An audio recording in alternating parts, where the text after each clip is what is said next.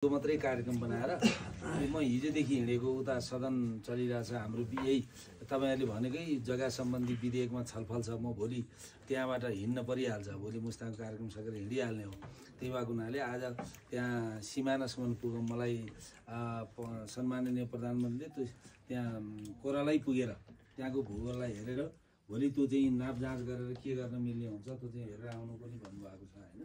त्यसैको हुनाले म अलि जोड गरेर त्यहाँसम्म पुगौँ भनेको पनि हो।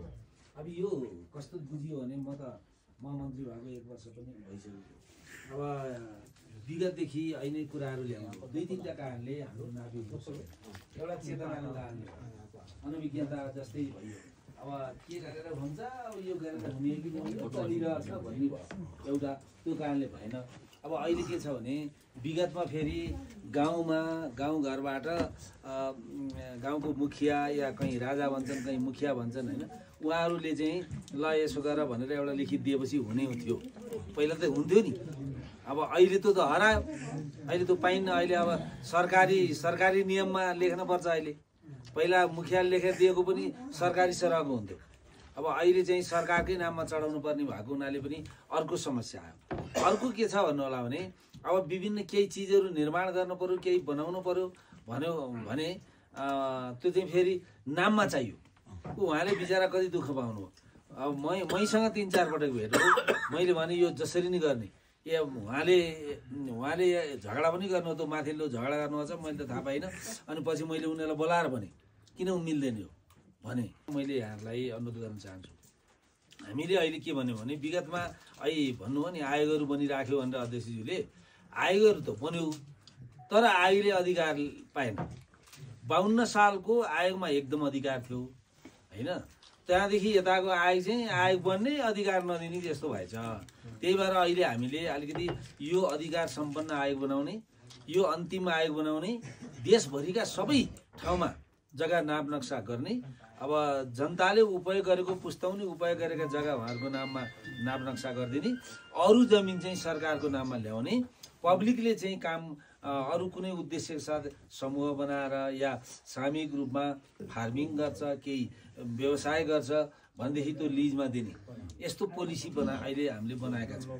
त्यो पोलिसी अन्तर्गत यहाँ हेर्दा म आफैले चासो लिएको जम्मा 500 रोपनी मात्रै जिल्लाभरि नापिएछ भन्ने सुनेपछि मैले अलिकति खोजीको विषय गरेँ।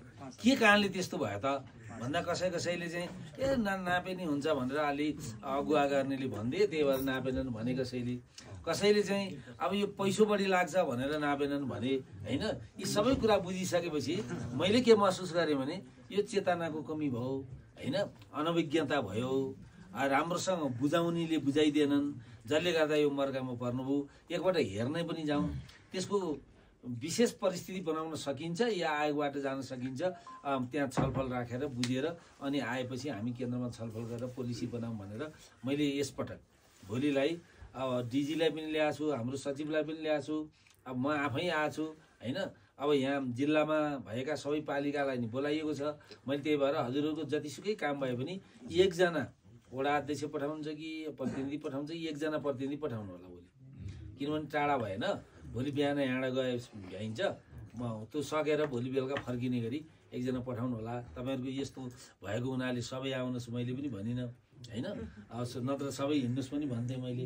अब त्यसलाई मिलाएर 1 जना पठाउनु होला। अरू उतातिरको पालिकाको त तपाईँहरू आउन सकिहाल्नुहुन्छ, तपाईँहरूलाई मिलाएर आउनु होला। त्यो सूचना त हिजो नै आइरहेछ। वडाको अध्यक्ष सबै आउने अनि के अरे पालिकाको अध्यक्ष दिँदै आउने भन्ने सूचना आइरहेको छ। अब सबै यहाँ फेरि यहाँ मेला पर्यो, कति आउन सक्नुहुन्छ जेस आउनु होला। त्यही भएर भोलि हाम्रो अध्यक्ष चाहिँ तल जानुहुन्छ। अब यो कस्तो हुनु होला भने म भन्दैछु जनताले बुझिरहेको ल म भन्दैछु। अब म भन्दैछु एउटा त यो विकट होइन भन्नु नि, विकटताको कारणले अनि टाढाको कारणले हैन। अनि यो अप्पर मस्ताङ चाहिँ फेरि यो अहिले के भन न यो चिसो बढी ठन्डी हुनाले पनि अब मान्छेहरू आउन गाह्रो मान्ने, सरकारले पनि ध्यान नदिने भन्नु हो नि है। यो कतिपय कारण त पनि होला विगतमा होला, तर अब अहिले सबै पालिकालाई अधिकार छ, पालिकालाई छ। पालिकाले आयोगसँग चाहिँ हामीलाई नाप नक्सा गर्न स्वीकृति दियोस् भनेपछि आयोगले स्वीकृति दिन्छ। अनि पालिकाले नाप नक्सा गर्न पाउँछ होइन। त्यो नाप नक्सा गरेर प्रमाणित गरेर यति छ भन्ने कुरो एउटा पाटो हो। त्यो पाटोबाट पनि हामी जस्तै अहिले बस्तीभित्रकै जग्गा नापिए छैन भन्नु हो नि, त्यो पाटोलाई कसरी लान सकिन्छ यो तपाईँहरूले भनेको आधारमा यसरी जान सकिन्छ कि जस्तो लागेको छ। अर्को चाहिँ के छ भन्नु होला भने हामी यो धेरै जिल्लाभरिका धेरै ठाउँ ननापिएको हुनाले अहिले उहाँले पुनः नापी जस्तो कुरा गर्नुभएको थियो नि, त्यो विधिबाट जान सकिन्छ कि त्यो पनि हामी छलफल गर्छौँ र त्यो विधिबाट जान सकियो भने हामी पुनः नापीको विधिबाट जान्छौँ यहाँ होइन। त्यो होइन भने पालिकामा माथिको हाम्रो टोली पनि आउँछ, टिम आउँछ हामीले खटाएको, त्यो पालिकाले सहयोग पुर्याएर नाप नक्सा गर्ने गरी पनि हामी अगाडि बढ्न सक्छौँ। दुईवटा पाटो छ, यो छलफल गरेर हामी यहाँ तपाईँहरूका कुराहरू सुनिसकेपछि केन्द्रमा गएर यसलाई छलफल गरेर टुङ्ग्याउने काम गर्छौँ र कामको थालनी गर्छौँ यस बारेमा होइन। किनभने यो समस्या बुझेरै म आएको, त्यो के रहेछ त हेरौँ न वास्तविकता भनेर। विगतमा कसले के गर्यो त त्यतातिर जाने होइन, हामी अहिले हामीलाई समस्या परेछ यो फुकाउने हो, यो समस्या समाधान गर्ने हो, त्यतातिर जानुपर्छ हामीहरू।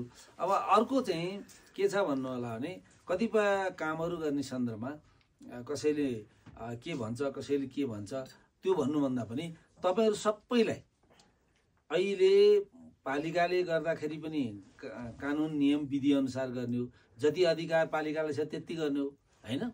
सरकारले बनाएको कानुन विधि अनुसार हामीले त्यही विधिमा कहाँ टेक्नुपर्छ टेक्ने हो, हजुरहरूले पनि त्यही अनुसार गर्ने हो। त्यस कारण चाहिँ हजुरले भोलि व्यक्तिगत आफूले केही गर्छु भन्यो भने आफ्नो लालपुर्जा भएन। अहिले नामसारीका अंशबन्धका कुराहरू आए होइन, त्यो पनि भएको छैन अहिलेसम्म भन्नुभयो। अब त्यो नामसारी अंशबन्धका कुराहरू अब यहाँले एउटा त्यो त सदरमुकाम जाने नि हुन्छ होला त, टाढा भयो समस्या भयो, यसको बारेमा पनि सोधिदिनु पऱ्यो भन्नुहुन्छ। यो बारेमा हामी छलफल गरेर तपाईँले भने जस्तै एउटा कुनै युनिट केही समयलाई राख्न सकिन्छ कि त्यो दिन पनि छलफल गर्छौँ। त्यो भयो भने यहाँहरूको भनाइलाई सुनवाई गरेर त्यो मिल्ने यो आधार मिल्छ भन्ने भयो भने हामी त्यो पनि गर्छौँ। अब यो चाहिँ यहाँलाई मैले भने दोस्रो कुरो। तेस्रो कुरो अब यो हाम्रो अहिले चाइनासँगको छलफलको आधारमा यो चाहिँ अलि एउटा महत्त्वपूर्ण नाका बनाउने छलफल भइरहेछ। अब भूगोलले प्रकृतिले त हामीलाई के गरेको छ भने त्यो आज बाटो बनायो भोलि फेरि भत्किने छलाई, तर पनि अब यो राज्यले एउटा नाका बनायो भने भत्के पनि अब बनाउने गरी जाने हुन्छ। पिच नहोला, यो अहिले आएको कच्ची जस्तै बाटो भयो भने त सबै कुरो गर्न सकिन्छ।